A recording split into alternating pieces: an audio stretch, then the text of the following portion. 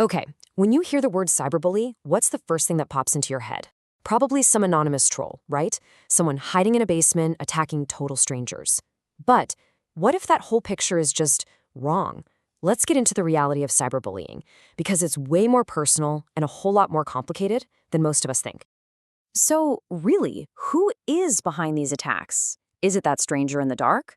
Well, the data we're about to look at shows that our biggest assumption is also our biggest mistake. It turns out, a lot of the time, the threat isn't coming from the outside at all. Okay, get ready for this number. 65%. Just let that sink in for a second. This one single number completely flips what we think we know about cyberbullying. It's the key to figuring out who's really behind the screen. So what does that 65% mean? It's the number of victims who personally know their attacker. And a study called CyberLife V takes it even deeper. Get this. Of those attackers they know, a whopping 77% are from the victim's own school class. These attacks aren't random at all. They're just real-life problems bleeding over into the digital world. And this all leads to a really important idea called apparent anonymity. See, the attacker isn't some invisible ghost. It's more like they're wearing a digital mask. They'll use a fake profile or hide inside a big group chat, which gives them plausible deniability, even when the victim's pretty sure they know who it is. And that's what's so toxic about it. This mix of knowing who's hurting you, but having no way to actually prove it. Okay, so if the attacker is someone the victim knows, what is going on inside their head? I mean, why would people who see each other every day do this? Let's dive into the psychology behind it. One of the biggest factors is something called the online disinhibition effect. Basically, when you're not face-to-face with someone, you can't see their expression change. You don't hear their voice crack. All that immediate social feedback is just gone. And without it, our normal filters can drop, making it way easier to say or do things we'd never dream of doing in person. And this chart, wow, it really breaks down the why. The number one reason, at 54%, is that the attacker actually believes the victim deserved it. It's pure justification. But look at the others: personal conflict, just for fun, even simple boredom. This mix really shows you how real-life fights spill online, but it also reveals this: chilling, detached feeling from the actual damage they're causing. All right, here's another number for you. 59%. And this one points to a really tragic, hidden cycle that's at the core of this whole thing. That's the percentage of attackers who were once victims of cyberbullying themselves. It's a truly devastating cycle, right? Hurt people hurting people. If you've ever felt totally powerless, you can see how that digital mask, that anonymity, makes it feel so much safer to hit back. It's a way to get some power back without risking a real-life showdown. So we've looked inside the attacker's head. Now, let's zoom out a bit. Let's talk about how the platforms we all use every day, the digital world itself, can pour gasoline on the fire, turning a small spark into a raging inferno. The way these platforms are built can actually make the harm so much worse. I mean, just think about it. First, there's reach. A mean post can go viral in literally minutes. Then, there's persistence. You take a screenshot and suddenly the internet never forgets. Ever. Third, escalation. It is dangerously easy for a crowd to pile on with just a like or a share. And finally, there's what we could call power by design. Simple features like being able to add someone to a group chat without asking them first. Yeah, those can easily be turned into weapons.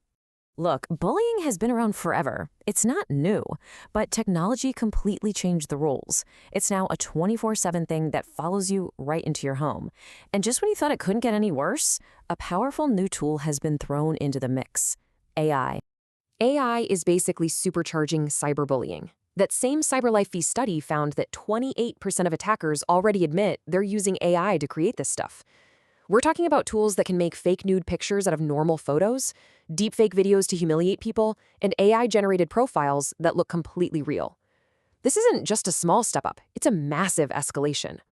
So with these attacks getting so personal, so sophisticated, you'd think victims would be yelling for help from the rooftops, right? But the reality is, most of them don't say a word.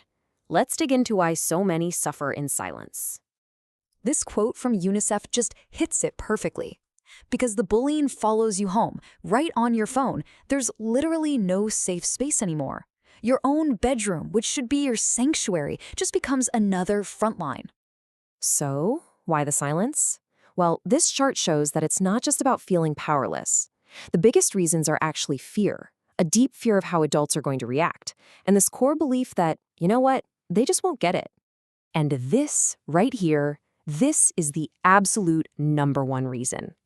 The biggest fear is that an adult will overreact and just take away their phone or their internet access. For a young person, being totally cut off from their entire social world can feel like a punishment that's just as bad or maybe even worse than the bullying itself. And so they just don't say anything. Okay, so this problem is obviously deep, it's complicated, so what's being done on a bigger, systemic level? Let's take a look at the legal and policy stuff being put in place to try and fight back. And there's actually a lot happening on the policy front right now. You've got the EU's big Digital Services Act, you've got specific countries creating laws against digital violence. It seems like governments are finally taking this seriously. It's definitely not a niche problem anymore. But all this action has kicked off a huge debate. On one side, you've got what you could call the hardline approach. Basically, make everyone use their real name online. Total accountability. On the other side, there's the targeted approach, which says, hey, let's protect anonymity, but let the courts step in and get user info in really severe cases. It's that classic battle, accountability versus privacy. And that's where the human rights angle comes in. The UN Special Rapporteur called anonymity a condition worthy of protection. And that's because it's not just a shield for trolls, right? It's an absolutely essential tool for whistleblowers, for activists, for anyone in a vulnerable position who needs to be able to speak their mind safely online. Which brings us to the final massive challenge. How do we create a digital world that actually gets justice for victims without destroying the very anonymity that's so crucial for free speech and safety for others? Finding that perfect balance? Well, that's not just a job for politicians. It's a question for every single one of us.